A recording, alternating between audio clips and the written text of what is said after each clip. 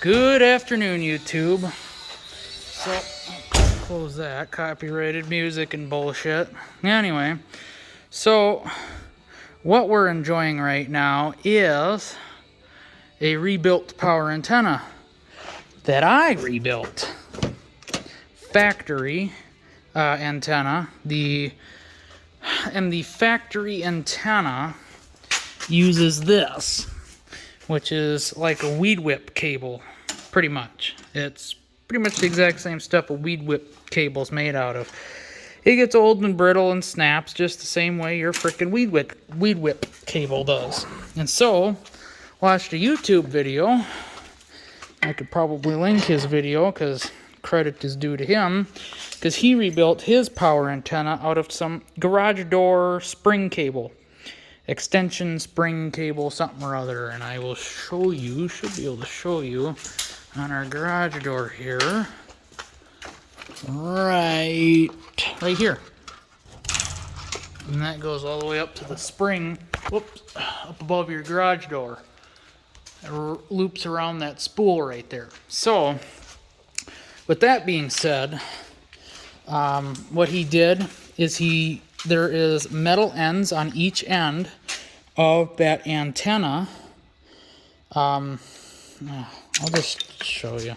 It's just easier to show you somewhat of what I'm talking about, because I'm not good at explaining things kind of out of the blue.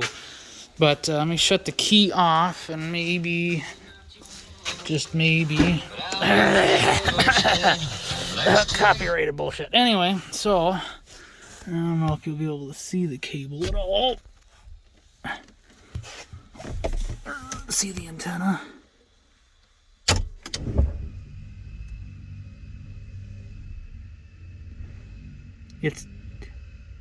It's definitely not the fastest retracting antenna. Mainly because I believe the cable I used is a little bit beefier than what the guy in the video used, and he said he had it laying around. Well, this is what I had laying around. His was plastic coated, and if his cable had to be a little bit thinner to have the plastic on it to still be the same diameter as to fit on that spool up above your garage door. But anyway, so there are rivets. There's one in that hole, one in the middle, and one right there. I drilled those out. I left the bottom one in just like he did, and that way, then you got these spring clips, 5 of them on there, pop them off, and then you can spin the cover on that last rivet, open it up, and there's a plastic gear, a worm gear here to move the wheel, and it's kind of like a weed whip spool. It's got a groove all the way around, and that cable winds up inside that groove, and vice versa, gets pushed up. So, on the bottom of the third topmost mast, and this is the factory 3 section, where the aftermarket has 5 sections. So on the very top mast is that little button. I'll take this off because you can see it. This is the screw that holds the antenna to the fender. Okay, so that little button unscrews from that third top mast, and that will allow you to pull that third topmost mast out of the other 2 sections and out the bottom of this tube. This tube is just kind of sitting in this cup here. And so anyway, to get that top off, I had to put the top in the bench vise and use a pair of pliers. Yours might be kind of a hex-ish, to where you can get a socket on it and twist it off, but be careful. You're dealing with bendable, breakable, thin-ass steel. So, anyway, yeah. And as you can see by hands, I have lubed the living shit out of this thing. I did some brake clean and cleaned the old grease off the gear, worm gear, and off the case, and lined it with anti-seize For me, I think that should be good enough. I think the guy used like just your regular bearing grease or something like that. But it goes up pretty quick, comes down kind of slow. Don't really care for that. I don't know how long the motor is going to last, kind of struggling to pull it down. But putting it up, it seems pretty okay. It seems about normal. And I could be wrong. Maybe it just goes that slow going down. I could plug the other one in to see. That's right here. This is one we had laying around, but it's too short, about 10 inches too short, I'd say. And it does not mount the same as that one does. That one came off of a spare car component we had laying around, pretty much the fender. So I pulled that out, and the cable was busted. I plugged it in, and it was just free spinning. But not anymore. Now we've got ourselves a permanent fix to this. But anyway, so what I'm saying by metal on both ends, now that we're finally getting back around to that, on that topmost mast at the very bottom, that nylon is normally crimped in there. Now what he did in the video is he took a torch and heated it up and melted that out of there on both ends.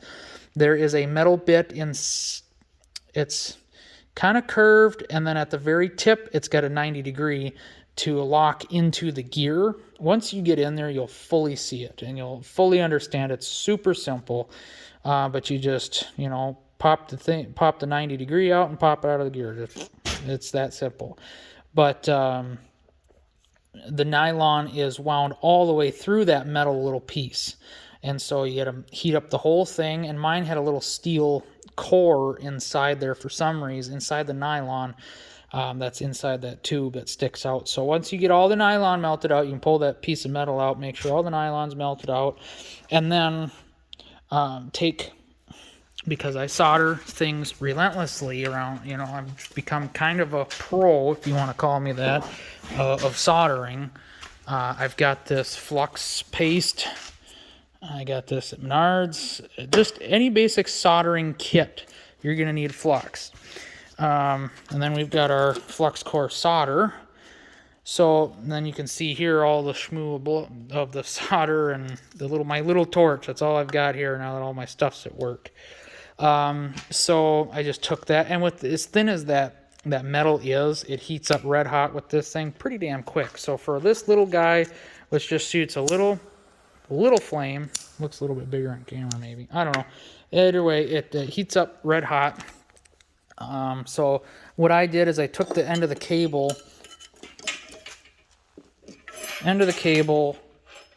dabbed it in there, made sure it got nice and goobery, and I even stuck the metal end in there to shove the paste up the tube, and then I worked this up inside that metal, stuck it in front of the flame, kind of like if you have ever done, plumbing with solder and stuff, not this solder, but, plumbing solder. You can tell I'm a pro at plumbing, right? I haven't personally done it, I've seen it. But anyway, you heat up the tube, and with the flux paste, it'll help draw in the solder. Just make sure you give it enough heat, long enough that it's heating up that steel cord. This steel cord, because you want the paste to get inside each one of these little threads and whatnot, that the solder gets drawn into here and kind of bonds with the metal tube. But anyway, he soldered both ends. I soldered both ends. And how I came up with the length is I had the bits. I had this, which was attached to the topmost mast, and then I had the little section that broke off. It pretty much broke off right at I'm going to call it the foot, that metal 90-degree piece. So I just measured from one end to the other of the little bit that goes up into the tube that I wanted, and then the length I needed, and then what little bit would go up into the mast, and soldered it. And don't forget to put your little sweeps on here that sweep the dirt and the water off of the kind of wicks all that stuff off the cable before it goes in. Obviously, I lubed up my cable, so it's probably going to be prone to catching more dirt and stuff. But you know what? We'll get to that bridge when we cross that. But because it was retracting so slowly, I popped it back open again, lubed up the cable just to help. But like I said, my cable is a little bit more beefy and heavier duty than I think what the one he had, because he was able to wind it up in a very small, pretty much the diameter of this spool, without any effort. Where mine, I could tell it did not want to wind up that tight, and I'm like, that kind of tight of a bend, and I was like, I know it's gonna fight, but I don't. It's working. It's a little bit of a fight. But either way, and the other thing too, I don't know, my cable might be a hair too short. I did have to cut a little bit off. I did screw up once in soldering it. So the button does not stick up above the threaded section. Now this is a different style as well. This does not have this style of cap that screws onto it, if I remember correctly, for some reason. Anyway, it wasn't the same. It just wasn't going to work on this car. I don't know what that came off of, but it wasn't a Cutlass of an 80s vintage here. Anyway, so my button is going to be down inside, which in reality is probably a good safety feature. It's going to help keep people from pulling on it and ripping on it. Whoever wants to really screw me over, you know. So it'll be deep down hidden, which for me is perfectly fine because it's still within the tube. It's still within the tube, so it's not going to catch on anything going in and out, but it's just going to work. So I just figured I'd show you guys what I had to do. Now, I took the entire inner fender out because of this damn bolt right here. I'm missing a clip, aren't I?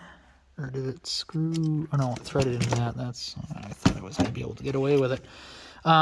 So yeah, the bolt goes this way, and getting at that bolt, and there's no getting at it. I don't know how people have done it, because the antenna covers this hole up, and even then, the freaking firewall is right over the top of the damn bolt. So you can't get anything in on it, and because it's recessed so deep, a wrench won't fit on it, and there's just no So I just pulled the whole damn thing off. Not that hard or big of a deal. The sucky ones were the two bottom screws here that go onto the kind of the fender liner, if you want to call it that. But once I got it loose enough everywhere else, like all these bolts, even this one sucks, but getting these out, I was able to pull the bottom away enough to get me up inside here and get those off, down underneath behind. I was laying on the ground looking up. I was able to get those out. So that's how that's going to have to go back together, because it's not fun. Trust, it's not the most fun I've ever had. So that's why I hope this lasts for a very long time. I don't know about you guys, but I'm constantly turning the car on and off, on and off, on and off. I should almost put in a separate switch. What I mean by on and off is, let's say I go to Walmart, okay? I start the car up, antenna goes up. I go to Walmart, I park at Walmart, the antenna goes down. Let's say I got to go to the grocery store after Walmart, or I got to go to the parts store or something like that. You can see where I'm getting this. Depending on how many errands I run, I got to stop at the gas station too. I'm going to go up to my dad's. We're going to go there and here and there and there afterwards, after I pick them up or whatever. Something along those lines. You can see how many times it doesn't matter. Every time you turn the ignition on, the antenna goes up. Every time you turn the car off, the antenna goes down. Now, I believe somewhere there might be a fuse just for the antenna. I could be wrong on that, but either way, I might just wire in a switch just so I can manually put the antenna up when I want and down when I want. Be like car wash, I don't have to turn the radio off. Reception might drop, but I can still have my, and I could still command the antenna on, down, and still have radio or something along them lines. You know what I'm getting at. Because I don't necessarily care for the idea of always having the antenna going up and down, up and down, up and down on an old motor, on an original component. I just don't trust it. Especially with the stiff cable. If I could redo it, I'd get more pliable cable and we'd probably be perfect. But either way, we're still talking about an original motor from this is off in an 88, so do the math. I mean, that's quite a few years ago. But everything's well lubed. Anti-seize, I think, is probably one of them things that just never comes off. Water has a hard time touching it, so I think we'll be okay. But anyway, so now I finally get my freaking fender put back on. And it just bugs me looking at the car, knowing the damn fender's off. I want to go for a quick rip up and down the road, and fender's off. And it just looks like shit. And it was plenty of work to get to that point. So I just want it to last. I want it to work, and I don't want it to be overworked. But one of the things, this kind of overall update video, I guess, at this point, I bought a dual snorkel, which means it's got that one and this one. I still have to get the tube and that and the piece that goes down there so it gets fresh air instead of hot engine air. But I bought this off a guy. I paid a penny for it, that's for sure. The dual snorkel is special to the Hurst. Let's see, do I have a key? A key, please. What did I do right here? And I've been buying parts from here for my car. Now, I'll just turn the radio off so the antenna isn't working when I don't need it to. The radio off. Okay. So, just because where my fuse is located at the moment for this, I can easily move it, but key's got to be on to open the trunk. Not a big deal. Now I have a power trunk. Check engine light is on, and not just because the key's off for some reason, now it's on. So we'll have to figure that out. We do have our dome lights, or courtesy lights I call them. We don't have a dome light in here. For some reason they thought you didn't need a dome light up in this place. That's dumb, but I'm thinking about getting like an 04 Impala rear view mirror with the temperature and the compass, and then it has the map lights in the bottom, so I think that would really help, because as you can tell, it just gets, besides the shed lights, it just gets freaking dark in here with no lights really anywhere to be seen. So, but I got this clock off of a guy on Facebook. I believe it's a new old stock because it's like brand new, and it works great, as you can see. Probably a little on the slow side, but also the battery's probably getting on the lower side as well. So, but either way, it works. It is behind, but that's because my I had the battery disconnected yesterday. I don't even know what time it is. Oops. Bye. Yeah, it won't let. Oh, there we go. What do we got? 9:26. I'm staying up late to do all this. Okay, close enough. So now it's 9:27. Good enough. It actually keeps pretty dang good time. It keeps more accurate time than the radio does, to be honest. So, well, especially when the radio's been disconnected. Set. Does it do PM? No. Okay, just never know. We got a minute. And we'll be probably getting a different radio that has Bluetooth that looks similar to this, if you've ever seen those. But anyway, this is actually a little slow compared to that, and that actually kept pretty accurate time. But anyway, so that's one of the other updates. Oh, here we go. There's another update while we're here, because I'm not going to get in the car again. Dash lights. Woohoo! Not that you can really tell, but turn the lights off.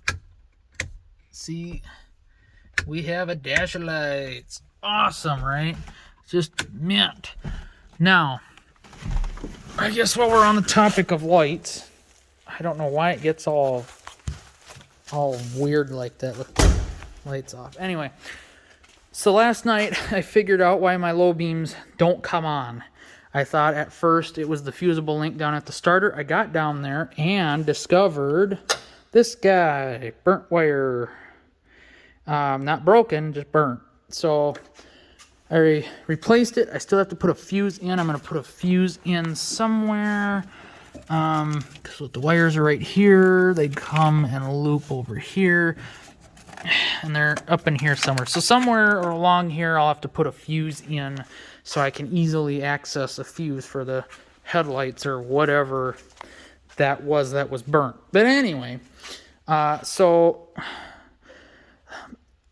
I think when they stole this car, or the owner that had this car, I don't know, either this car went to a chop shop or the owner took everything valuable off of it and claimed it was stolen and whatever else. That's my theory. So if it went to a chop shop, they must have tried to burn this car down or something, because absolutely every original fuse in this thing was blown. And with that, the low beam bulbs, since they were probably on, or that was the circuit it was on, the high beams weren't switched on, the low beam is burnt on both sides, is popped. Now the high beam side, I did not know this, but the low beam bulb or assembly is a low and a high beam, and then you get your separate high beam. They all four come on when you switch on the high beams, but when I turn the lows on, I did not have lows. And I was like, what the hell? You know, I tested voltage. I have voltage at the plug for the low beam, at the switch, and blah, blah, blah, blah, blah. So that's when I figured out that I'm like, you know, why does this have 3 pins?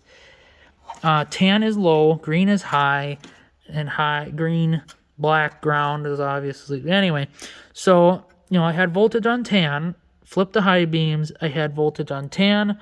No, I'm sorry, I had voltage on green. But this is a 3-pin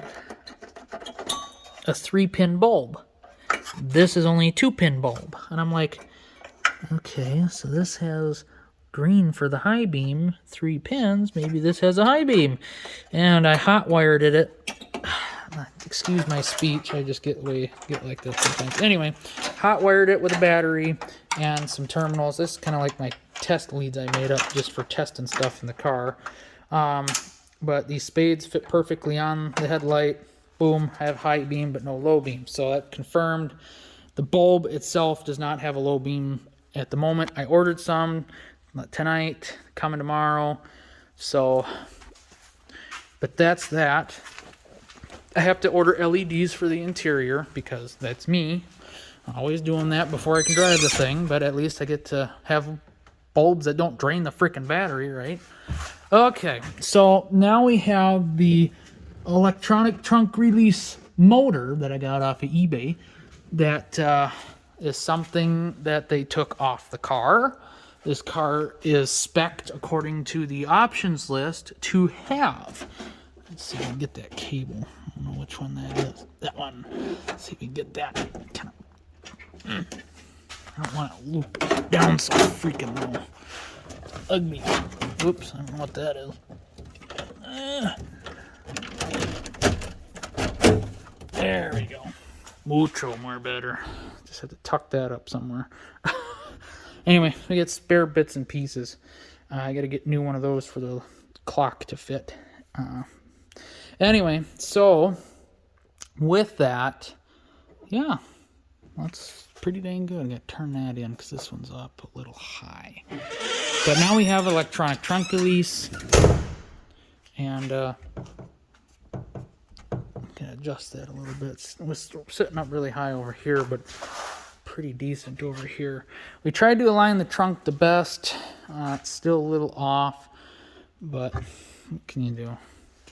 Not that we thought they messed with it, but I don't know why. Oh, because it still is really close.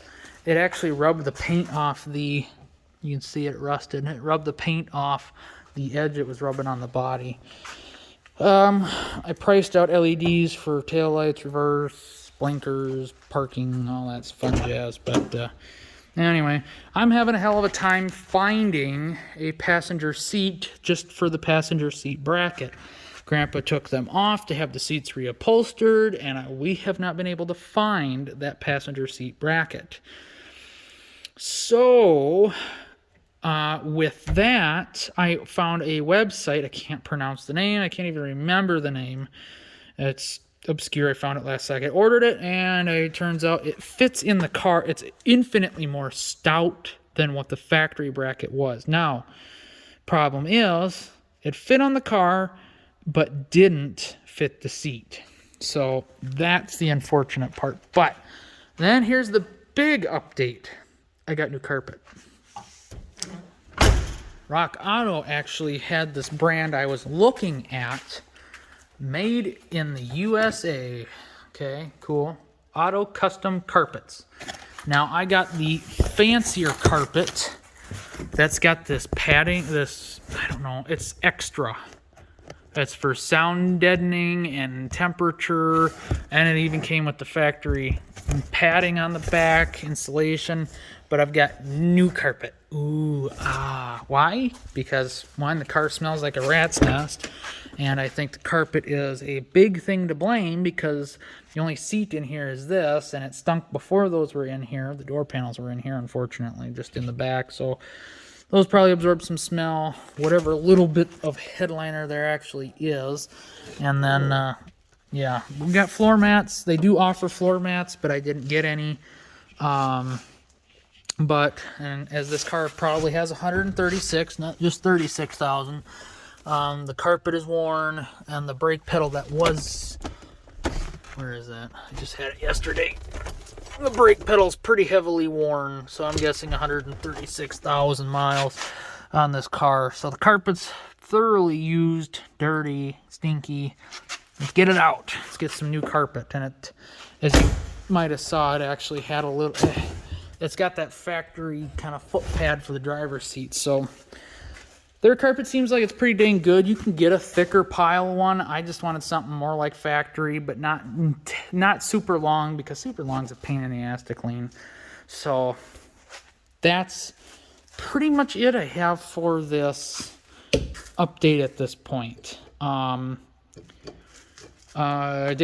rebuilt the carburetor, and then Dad rebuilt it because for some reason the accelerator pumps wasn't sticking when I rebuilt it, but then it started to.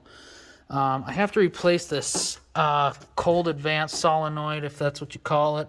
I think that bumps it up for when the AC's on as well. It just doesn't pop out all the way. It pops out a little bit, and if you touch it, it pops up all the way. It's not sticky.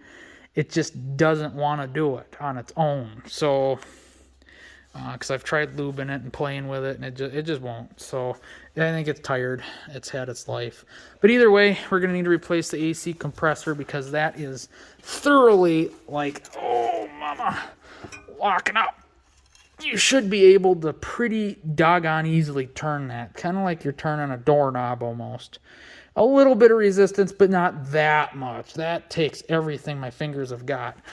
Put in a new AC relay because for some reason AC compressor is not getting told to turn on. That could be because of our switch, our pressure switch. That could be bad.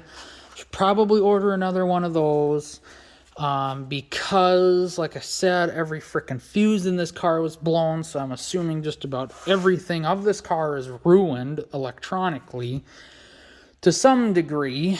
I replaced both temperature sensors, and I still don't have a temp gauge. So don't know what's up with that, but that's rather frustrating, to be honest. But I did charge it with 134, proper amounts-ish, so whatever. We did have 12, I just don't have a 12 can tap. And now I probably don't have enough 12 because we pierced a can with my can tap, and it's leaked out now, so that's fantastic. But an R12 is not easy to find because it's no longer made, and it's definitely not cheap.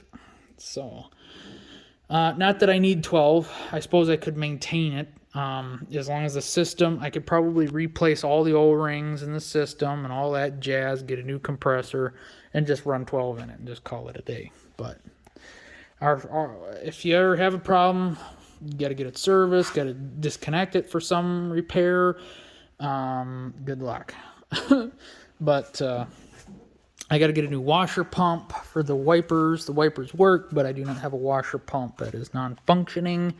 Like I said, pretty much everything electronically has been fried or something to some degree. So the ECM's probably junk. And to be honest, I think there's a spare one in here, or there was. I don't know what I did with it, if I moved it or whatever. But I did order new seat belt holder brackets, because they're missing. This seat's missing. The other seat's got it. But yeah, we're working on everything I can afford to work on. I mean, it'd be nice to have Hurst shifters. It'd be nice to go out and get the TH200 4R whatever. Get the right tranny in this thing and go from there. But and get a rear, get the G80 option. This has the G80. No, I'm sorry. I take that back. This car does not have the G80 option, which is the rear differential limited slip. G80's been around a long time. My battery's getting most of the flash shut off. Because this truck was optioned with G80, and that's an 05 versus 84. And G80's just been around a long time. But it still means the same, differential limited slip. So yeah, I can't wait to get this thing fixed up, cleaned up. I buffed it. It's as good as it's going to get. It is dusty as frig. Ooh, big time. Hooey. I did not know that. But either way, I can't wait to get the car up to the house now that it's got an air cleaner. And we can clean this big time. I got some griots or however the hell you want to say their name. Engine degreaser cleaner stuff, detailer. So can't wait to get that, try it out. But now that Dad's rebuilt the carburetor, it's running a heck of a lot better. Still not quite right, but the ECM is on, and this is an electronic ignition. It's not vacuum advanced timing, it's electronic, so the ECM does it. And like I'm thinking the ECM's probably fried to some degree, and when you first start it, it stumbles all over itself. But after a little bit, it clears up and it runs almost perfect. So considering the fact we still got a smidgen of bad gas in it, but like I said, it's full of 91, 7/8 of a tank of 91, and it's got octane booster in it at the same time, and it doesn't smell like varnish when you're running it. So, and when I cleaned the carb, it had all clean gas in it. Just so. Either way, we should be good to go. I hope. But I just figured to keep you guys apprised what's going on. I know it's a long video, but just to let you know, you can rebuild your antenna as long as the motor's good. And yeah, just make sure you get the thinnest garage door spring stuff you can, because too thick and it's really going to struggle. But it's got to be something rigid. And I mean, here, just how brittle that seems. Well, it doesn't want to break right there, but I don't know. It was brittle enough to break. So, and it was probably getting a little. It was a little stuck. I did some PB blaster up and down the mast, and it really freed up. So that doesn't help when it gets stuck. But anyway, I suppose. Hope you guys enjoyed. Stay tuned for more updates, because there's bound to be more. So thanks for watching. God bless.